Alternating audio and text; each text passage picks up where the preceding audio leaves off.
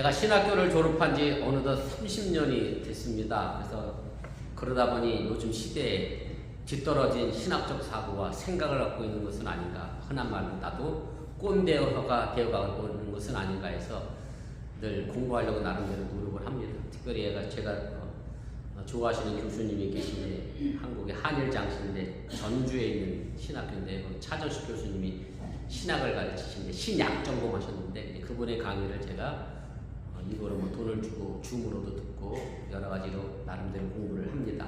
여러분들도 유튜브를 많이 보실 텐데 의미 없는 시간에 짤을 보지 마시고 의미 있는 유튜브를 좀 보시고 배우고 또 공부할 수 있는 그런 시간으로 삼을 수 있기를 바랍니다. 제가 가끔 보는 유튜브 채널이 있습니다. 기독교 방송 CBS라고 그러죠. 유튜브 채널이 있는데 잘잘법이라는 채널이 하나 있습니다. 잘 먹고 잘 사는 법이 아니고 잘 믿고 잘 사는 법. 그래서 우리 기독교인들이 어떻게 예수를 믿고 살아가야 잘 사는지에 관한 그런 목사님들의 이야기도 있고 또 신앙적 조언과 충고도 있고 또 신학교 교수님들의 신학적 내용도 전해주고 그런 프로가 있습니다. 제가 2주 전에 하나 본 것이 있습니다. 세계 기독교 역사를 총정리한 그런 채널인데요. 예일대를 거쳐서 뉴욕에 있는 뚜르 신학, 감리교 신학교인데요. 거기서 교회사를 공부하신 배덕만 교수님의 강의를 제가 듣게 됐습니다. 저도 30년 전에 배웠던 교회사라 가물가물해서 교회에서 역사를 다시 한번 살펴보는 차원에서 봤는데 제가 미처 몰랐던 많은 유익한 정보로 제가 들었습니다. 제목은 이렇게 됩니다. 우리는 어쩌다 갈라지게 되었나? 천주교, 개신교, 장로교, 감리교, 성공회, 침례교, 오순절 이렇게 되어 있습니다. 혹시 어디 교단 다니시다가 오셨어요? 한국에서 침례교회. 네, 감사합니다. 천주교에서 여러분들이 아시는 것처럼 마틴 루터의 종교 개혁으로 프로테스탄트라는 개신교가 출발을 합니다. 그리고 개신교에서 또 수많은 교단이 나눠지게 되지요. 장로교, 감리교, 침례교, 오순절, 성결교, 구세군, 아무튼 많은 교단으로 나눠지게 되는데 그 근본적인 이유는 뭐냐면 성경을 어떻게 이해하고 어떻게 해석했느냐에 따라 그 차이로 교단이 갈라지게 됩니다. 대표적인 예를 제가 두 가지를 든다면 16세기에 마틴 루터가 종교개혁을 일으킨 이후에 스위스에서도 종교개혁이 일어났습니다. 스위스 종교개혁자 쯔빙클리라고 하는 사람이 굉장히 바이올린을 잘 치는 사람이었는데 성경에 보니까 바이올린을 켜라는 말씀이 있든가요? 없든가요? 여러분들 보니까 없어요. 그래서 쯔빙클리는 그날부터 바이올린을 내려놨습니다. 그래서 쯔빙클리를 따르는 교단은 교회 음악이 매우 단순합니다. 지금 한국의 부산을 중심으로 해서 큰 교단이 있습니다. 고신이라는 장로교단인데 우리 정부 기사님 고신 출신인데 고신에서는 교회 안에서 이런 전자악기, 기타, 드럼을 치면 안 됩니다. 뭐만 하면 될까요? 오로지 피아노만 치는 교단이 한국에도 있습니다. 그런데 반대로 마틴 루터는 종교개혁을 하고 나서 성경에 바이올린을 켜지 말라는 말씀이 있나요? 없나요? 없어요. 그래서 마틴 루터는 어떻게 해석했느냐면 교회에서 음악을 해도 되는구나. 그래서 루터교는 교회 음악이 굉장히 많이 발달을 하게 됩니다. 그리고 19세기에 이제 유럽에서 이민자들이 미국으로 막 물밀듯 들어오면서 미국에 이제 감리교회가 그렇게 정착이 됐죠. UMC가 정착이 되고 많은 교단이 들어오게 되는데 그때 감리교를 비롯해서 많은 교회들이 그때 당시 이민자들이라 그랬나? 다 가난한 사람들이 유럽에서 미국으로 들어왔으니까 헌금을 잘 못했던 거예요. 그러니까 교회를 운영하기가 어려웠어요. 그래서 우리 출장 오신 분들은 지금 로얄석에 앉아 계신 거야. 얼마나 감사한지. 그래서 교회가 어떤 일을 했느냐면 극장처럼 지금의 극장처럼 말이에요. 앞자리는 로얄석이라고 해서 비싸게 좌석을 판매했고 책임리사님 저런 베란다 이런 데 앉아 계시지 말고 다음에 이런 끝자리에 앉은 건 싸게 발코니석은 싸게 이렇게 팔았어요. 그래서 그러다 보니 앞자리는 누가 앉았겠어요? 부자들이 앉고 저 뒷자리는 가난한 사람들이 앉는 그런 형국이 미국의 많은 교회들에게 일어났습니다. 그때 B.T. 로버츠라고 하는 감리교 목사님이 야, 우리 감리교가 영국에서 광부들에게 복음을 전하고 탄광촌에 가서 가난한 사람들에게 복음을 전해서 성장한 교회가 감리교회인데 이렇게 부자들에게 뭐 좋은 자락석 주고 가난한 사람들에게 이러면 안 되겠다. 그래서 해중석 대여 제도를 없애자라는 운동을 하면서 미국 영어는 다 없으면 뭐가 붙죠? 네, 프리가 붙잖아요. 프리 메소디스트 처치를 만듭니다. 자유감리교회. 그래서 그 교회는 뭐가 없었어요?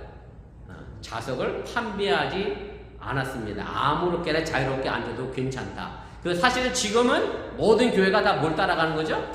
예, 프리 메소디 처치 전통을 따라 모든 교회가 회중석을 판매하지는 않습니다. 이렇게 근본적인 목적은 뭐냐면 기존 교회가 성경을 따르지 않으니까, 야, 예수님의 원래 모습을 따르지 않으니까 초심을 잃어버리니까 다시 성경으로 돌아가자라고 하는 개혁 운동을 벌이다 보니 그래서 생겨난 현상이 교단 분열로 나타나게 됐다라고 하는 얘기입니다. 감리교에서 분열된 교단 가운데 대표적인 게 구세군이 있습니다. 그 다음에 성결교단이 있습니다. 성결교단은 왜 나왔느냐 하면 감리교회가 말 그대로 유원회슬레 목사님이 가난한 이들에게 복음을 전하고 탄광촌 다니면서 복음을 전했는데 감리교회도 점점 교회가 어떻게 됐어요? 규모가 커지니까 부자가 돼버렸어요. 그러니까 처음 가졌던 마음을 잃어버리고 부자들을 위한 교회가 되다 보니까 야, 이래서는 교회가 안 되겠다. 우리 다시 존 웨슬리 목사님의 원래 정신으로 돌아가자. 우린 그래서 더 선결을 강조하자. 깨끗하게 살자. 그래서 갈라져 나간 게 성결교단입니다. 우리 어번 지역에도 있습니다. 저기 오펠라이크 가면 아름다운 교회가 성결교회인데, 근데 성결교회도 그렇게 열심히 신앙생활 하다 보니까 교회가 커졌어요. 그래갖고 야, 우리 성결교회 너무 부자가 됐다. 이래서는 안 되겠다. 그래서 또 갈라진 교단이 있습니다. 나사렛 성결교단이라는, 혹시 들어보신 분 계세요? 한국에 이렇게 많진 않아요. 미국도 많진 않은데 나사렛이 오늘 본문 속에 여러분들 읽었지만 나사렛 예수가 나오잖아요. 나사렛이라는 동네는 가장 가난한 동네입니다.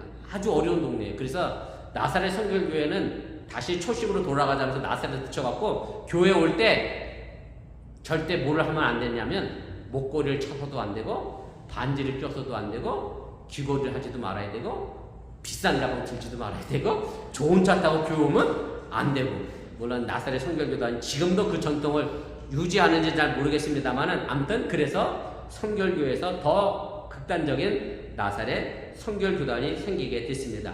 아무튼 교회 역사에서 이렇게 저렇게 교단이 나눠진 이유는 어떻게 하면 성경대로 예수님을 잘 믿고 잘 따를 것인가에 대한 고민으로 만들어진 결과물이라고 하는 사실입니다.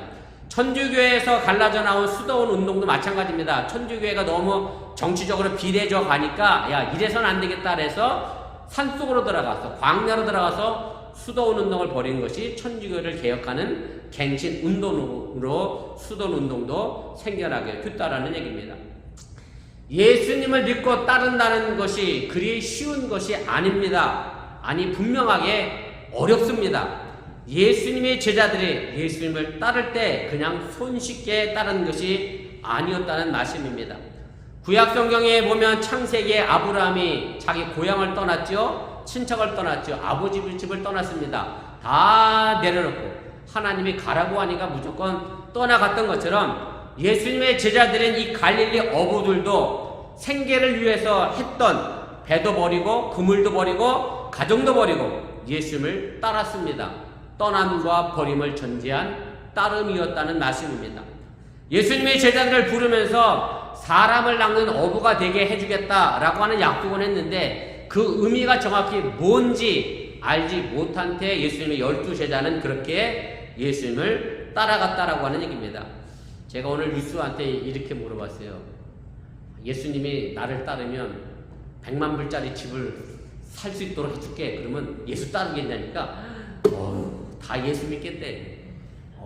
비사의 차를 사준다 그러면 다 예수 믿겠대. 예수들이.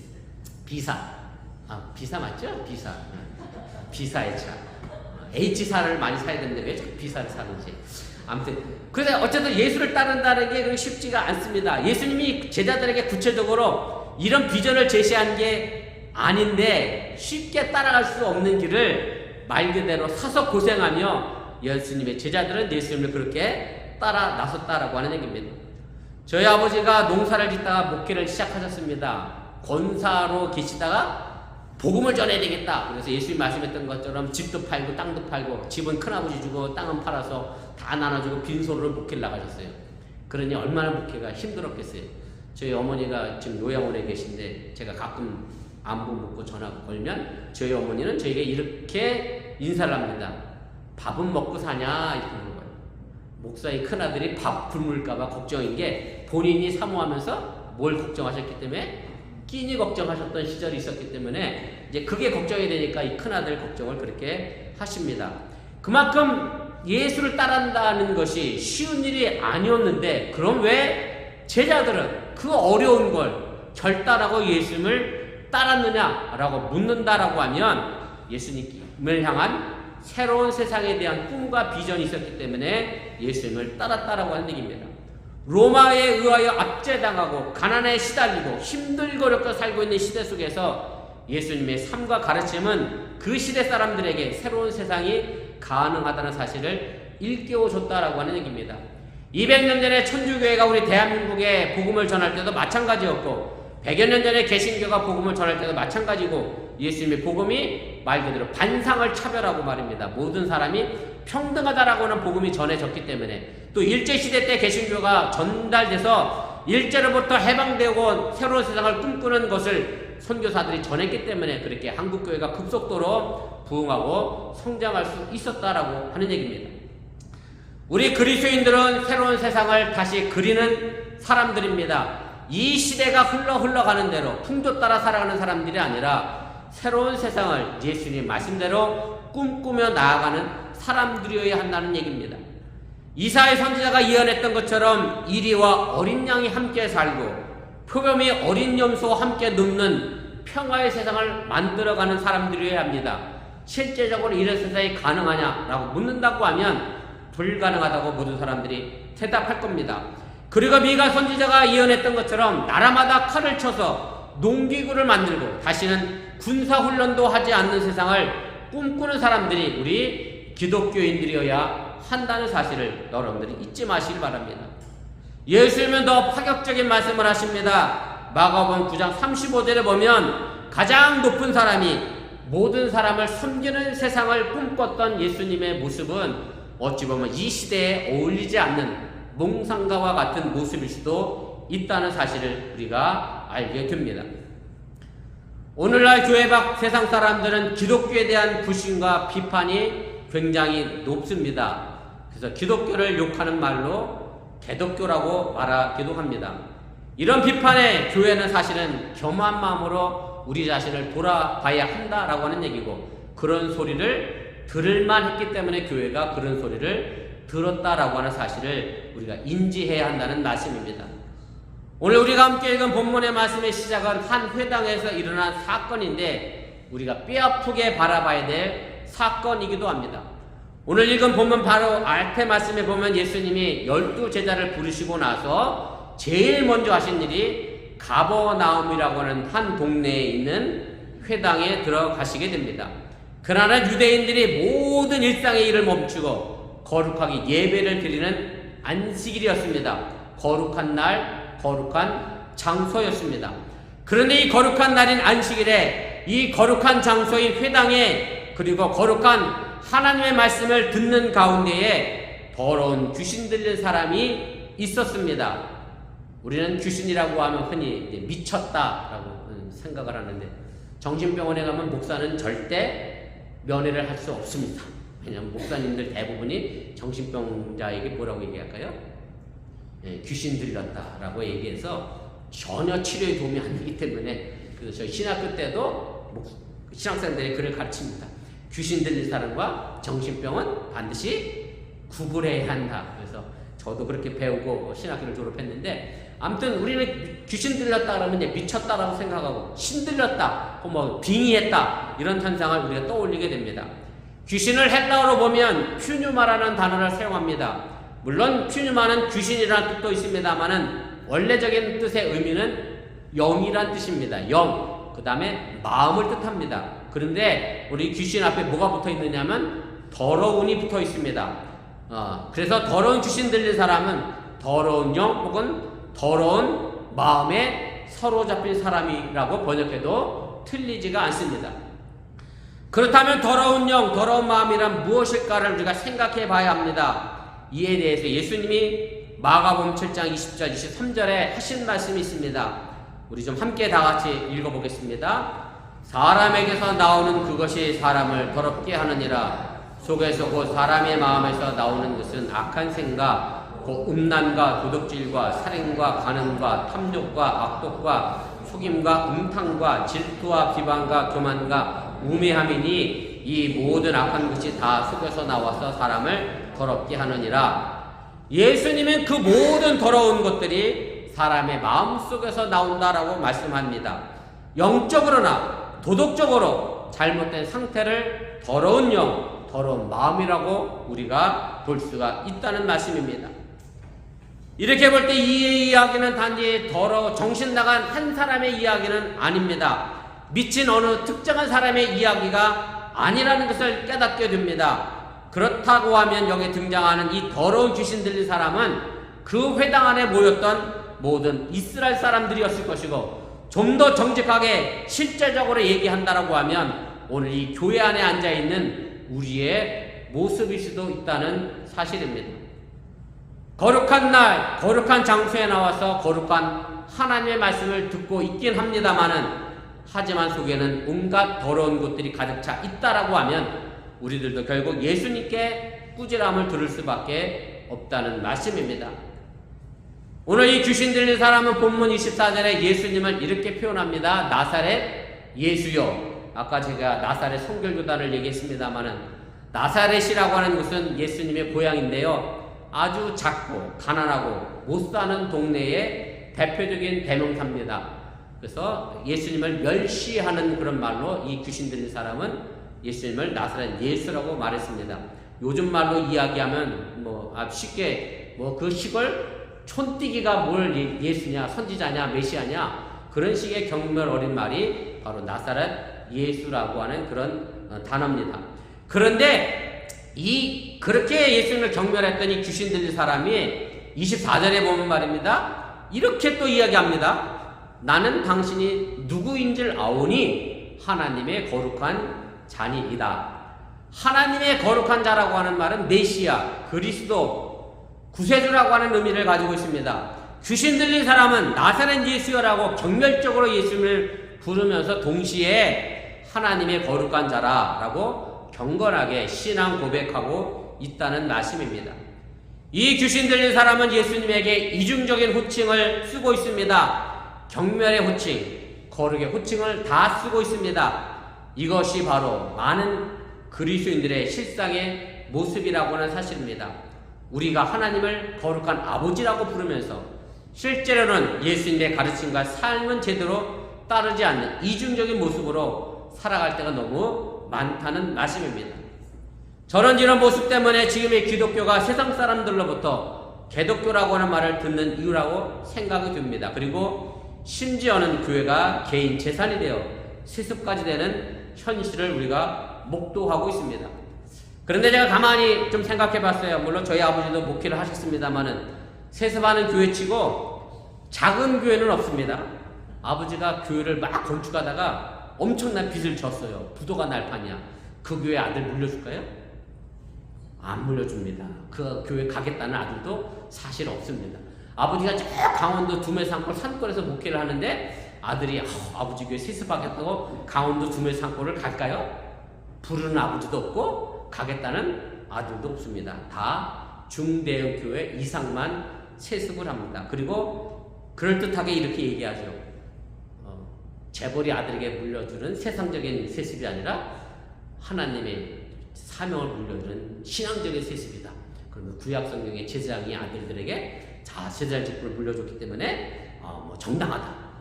제 생각에 죄송합니다만은 말장난에 지나지 않고요. 정말 정당한 일인지 우리가 깊이 생각해야 될 기도의 문제라고 하는 사실입니다. 예수님은 예수님을 하나님의 거룩한 자라고 부르는 이 귀신 들린 사람을 향하여 본문 25절에 이렇게 꾸짖습니다. 성경이라 잠잠하게 아주 점잖게 번역해놨는데 잠잠하고 그 사람에게서 나와라. 근데 이건 영어가 조금 더 느낌이 와닿아요. 영어가 뭐로 돼 있죠? be quiet이라고 돼 있는데 내가 유스한테 물어봤어. 야, be quiet 말고 또 다른 말로 하면 무슨 말이 나올까? 그랬더니 뭐가 나오겠어? 그 다음은? 그거야. 뭐 그거예요. 딱 이런 느낌이야. 지금 예수님은 이 귀신 들린 사람에게 이런 느낌으로 얘기하는 겁니다. 하나님의 거룩한 자, 나사렛 예수여, 경멸과 거룩의 호칭을 쓰고 있는 그 입을 닫으라고 예수님은 지금 잠잠하라고 말씀하고 있다라고 하는 얘기입니다. 그래서 우리가 예수님의 이름으로 기도했다고, 또 예수님의 이름으로 신앙 고백했다고 해서 그리스도인이 아니라라고 하는 사실을 염두에 둘 필요가 있습니다. 그래서 예수님이 마태복음 7장 21절에 이렇게 말씀합니다. 나더러 주여 주여 하는 자마다 다 천국에 들어갈 것이 아니요 다만 하늘에 계신 네 아버지 뜻대로 행하는 자라야 들어가리라. 그래서 예수님은 거룩하신 하나님이라고 말할 그 위선적인 이중적인 입을 닥치고 묵묵히 하나님의 뜻을 실천하라고 말씀하고 계십니다. 그러기 위해서는 내 안에 더러운 마음, 더러운 영이 먼저 깨끗해져야 함을 여러분들이 믿으시기를 바랍니다. 그런데 그게 말처럼 쉽지가 않습니다. 더러운 영과 이별은 가장 힘든 신앙의 과정입니다. 저도 여전히 힘들고 어려운 과정입니다. 그래도 보면 26절에 보면 귀신은 경련을 일으키고 큰 소리를 지르며 그 사람에서 떠나가게 됩니다. 경련을 일으키다라고 하는 말은 헬라어로 스파락서라고 하는 단어를 사용했는데 이 말의 원래 의미는 찢는다라는 의미를 가지고 있습니다. 다시 말씀드리면 더러운 영, 더러운 마음을 내 안에서 쫓아내고 깨끗게 되는 것은 그만큼 마음을 찢어내는 아픔을 동반하고 수반한다는 그런 말씀입니다. 그럼에도 불구하고 우리는 이 더러운 영을 꾸짖어야 하고 내 더러운 마음을 꾸짖어야 합니다. 남이 잘못한 걸 꾸짖으라는 얘기가 아니라 내 속에 있는 내 더러운 마음을 향하여 여러분이 수도 없이 끊임없이 꾸짖어 나갈 수 있기를 주님의 이름으로 간절히 부탁을 드립니다. 적당히 꾸짖어서는 안 나갑니다. 아주 세게 꾸짖어야 내 마음에 더러운 영이 떠나가게 된다라고 하는 얘기입니다. 그리고 더러운 영과 타협하지도 마시길 바랍니다. 세상은 원래 다 그래. 남들도 다 그렇게 사는데 너라고 뭐 다를 거 있어. 그렇게 대충 얼버무려 넘어가지 마시기를 바랍니다. 꾸짖어야 하고 찢어지는 아픔이 있어야 우리가 예수님을 향하여 깨끗한 마음을 품을 수 있다고 하는 사실을 여러분들이 잊지 마시길 바랍니다. 이 사건이 있은 다음에 예수님은 회당에서 나오셨습니다. 그리고 본문 29절에 보면 첫머리에 이렇게 돼 있어요. 회당에서 나와 라는 표현이 있습니다. 그리고 어떤 집으로 예수님이 들어가셨다라고 표현을 합니다. 예수님은 제자 야고보와 요한과 함께 어떤 집으로 갑니다. 그 집은 형제인 시몬과 안드레의 집입니다. 시몬과 안드레는 형제잖아요. 시몬은 누구죠? 예수 믿기 전에 시몬은 누구죠? 베드로입니다. 베드로의 원래 이름은 시몬입니다. 예수 믿고 베드로라고 이름이 바뀐 겁니다. 베드로와 안드레는 형제지간이었습니다. 그런데 그 집에 내가 유스한테 물어봤어. 베드로가 결혼을 했을까요? 안 했을까요? 이렇게 물었더니 유스는 모르더라고. 베드로 결혼했을까요? 네, 했습니다. 뭘 보니까 했어요? 장모님이 계시네. 그래서 또 장모님 설명하는 한참 애먹었습니다만은 머더인너를 설명하느라고. 베드로가 결혼했어요. 장모님이 계세요. 근데 장모님이 장모 집에 안 계시고 어디 계셔요 지금? 사위 집에 와 계셔요. 그만한 이유가 있을 것 같아요. 물론 장모님이 열병이 나서 영어 성경에는 피버가 동반했다. 피버 열이라고 돼 있는데 아주 독한 열이 걸려서 이제 열병이 걸렸다라고 해 있는데 뭐 그냥 이건 뭐 제 추측입니다. 이런 생각을 제가 해본 거예요. 이 장모가 베드로에게 사실은 굉장히 열받아 있었을 것 같아요. 열받아. 화가 나 있었을 것 같아요. 왜 그랬을 것 같아요? 베드로가 자기 딸하고 결혼했는데 고기는 안 찍고 뭐하고 있어 지금? 남자들 잘해야 돼요. 뭐하고 있어? 처자식 안 먹여 살리고? 다 버리고? 어디 갔어? 예수님 따라갔으니 그런 사이 보고 있는 장모 마음이 어떻겠어? 막 열이 났겠지. 화가 났을 것 같아. 화병이 걸렸는지도 몰라. 아무튼 제 추측입니다. 아무튼 장모가 막 열이 잔뜩 나서 사위 집에 시위하러 갔는지도 모르겠네. 거기 들어 누워 있는 거예요. 사위가 도대체 뭐하고 사는지. 아무튼 그 집에 예수님이 찾아가시게 됩니다. 그리고 예수님은 그 장모님에게 가까이 다가섭니다. 본문 31절에 보면 나아가사라고 말하고 있는데 가까이 갔다는 말입니다. 그랬더니 이 장모님 눈에 예수님이 제대로 보이기를 시작합니다. 왜 사위가 금을 버리고 배 버리고 가정 버리고 다 팽개치고 누구 따라갔는지, 예수를 따라갔는지 그 이유를 알게 되었다는 말씀입니다.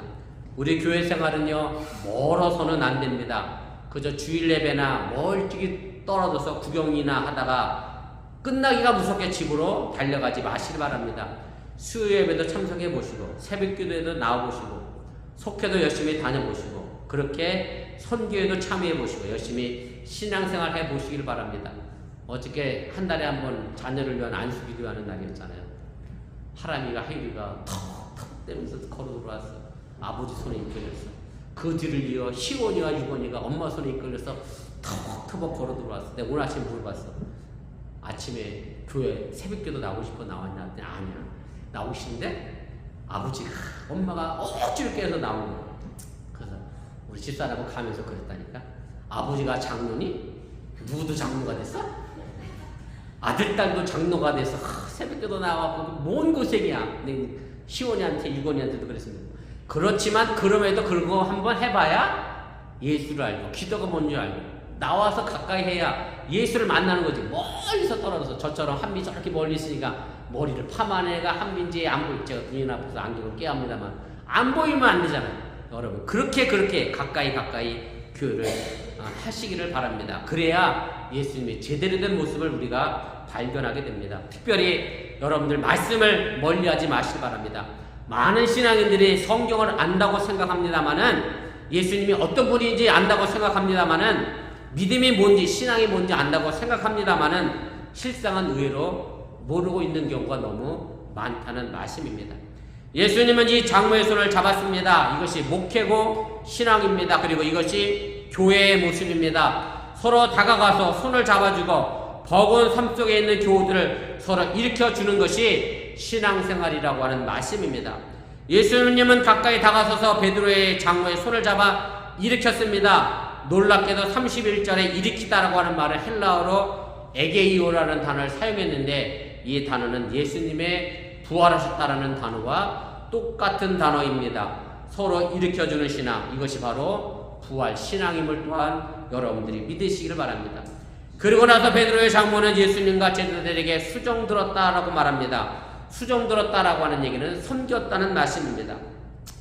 이 사건 직후에 33절에 보면 그 온 동네가 문 앞에 다 모여 들었다라고 말합니다. 바로 이 모임이 저는 교회의 시작을 알리는 출발이라고 생각이 됩니다. 더러운 영이 있는 회당이 아니라 좌절과 분노와 병든 상태에서 일어나 깨끗한 섬김의 영이 있는 새로운 집 앞에 많은 사람들이 모였습니다.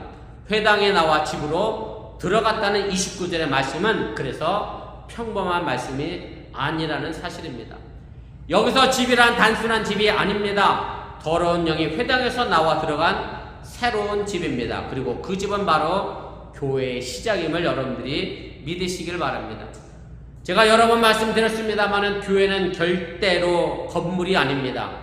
건물을 세우는 것이 아니라 버겁고 힘들어하는 사람들을 일으켜주고 좌절과 분노로 쓰러진 사람들에게 다가서서 서로의 손을 잡아주고 일으켜주는 것이 교회임을 잊지 마시기를 바랍니다. 제가 서론에 말씀드렸던 잘잘법 마지막 내용에 이런 것이 있습니다. 배덕만 교수님에게 질문하는 거예요. 교수님은 지금의 여러 교단이 그 특색을 유지하고 있다고 생각을 하십니까? 라는 질문을 했는데 어저께 장원이하고 혜은이가 저희 집에 와서 저녁을 같이 먹는데 장원이 본교회 출신이 순복음교회예요. 아버지도 부모님도 순복음교회 다니시는데 그래서 제가 장원한테 그랬어요. 오순절 순복음교회는요 4중교리를 얘기합니다. 원래는 4중교리를 얘기하는데 근데 한국에서는 조용기 목사님이 거기 4중교리에다 뭐를 덧붙였는지 아세요? 네, 축복을 덧붙였죠. 그래서 5중교리 그래서 축복의 얘기를 해서 우리 장원이 아버지도 교회만 가면 맨날 복 받는 얘기만 해갖고 딴 교회 설교를 열심히 찾고 계시다고 교회는 못 떠나고 이제 그러고 계시다는데 사실은 그래서 대한민국 교회는 다 뭐가 됐느냐면 사실은 여의도 순복음교회를 따라가서 다 축복받는 교회 설교만 합니다. 그러니까 아니 제가 뭐 여기 노숙원길 욕하려고 하는 건 아니고요. 근데 이제 그 마지막 질문이 이제 그건데 저도 같은 생각을 하고 있는데 이제 그런 분이 그런 얘기를 합니다. 처음에 교단이 가졌던 그 본질적인 모습들, 뭐 천주교에서 개신교가 나왔고 개신교에서 루터교, 감리교, 성공회, 뭐 장로교, 침례교 뭐 다 나왔는데 그 본질적인 모습은 자꾸 잃어버리고 전부 똑같아져 갑니다. 왜 똑같아져 가느냐면 교인들이 선택을 이렇게 하는 거예요. 교단의 특색을 따라가는 게 아니라 자기의 편의를 따라, 자기의 이익을 따라, 자녀 교육을 얼마나 잘 시키고 내 인간관계를 어떻게 확장시켜 나가는 과정을 생각하다 보니까 교회의 특성은 어느새 다 사라져버리고 다 똑같은 교회가 됐다라는 그런 말씀을 하셨습니다. 제가 뭐 감리교회의 본질적인 모습을 회복하자고 하는 말씀을 드리려고 하는 게 아니라 다시 말해서 다 똑같은 교회 속에서 우리 어번교회가 정말로 회당에서 나와 새로운 집을 향해 가셨던 그 예수님의 모습을 잃어버리지 않는 그런 교회가 될 수 있기를 정말로 주님의 이름으로 간절히 축원을 드립니다.